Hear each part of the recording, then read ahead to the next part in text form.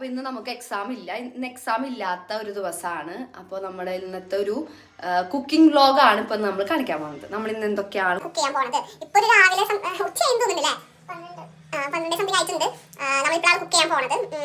അപ്പൊ ഇനി ഓരോന്നോരോന്നായിട്ട് കാണിച്ചാൽ അരി കഴുകാണ്. നമ്മളിന്ന് ചോറാണ് വെക്കുന്നത്. വെക്കാൻ വേണ്ടിയിട്ട് കലത്തിൽ ഇടാണ്. നമ്മള് ക്യാബേജ് ഉപ്പേരി വെക്കാനാണ് വറവ്.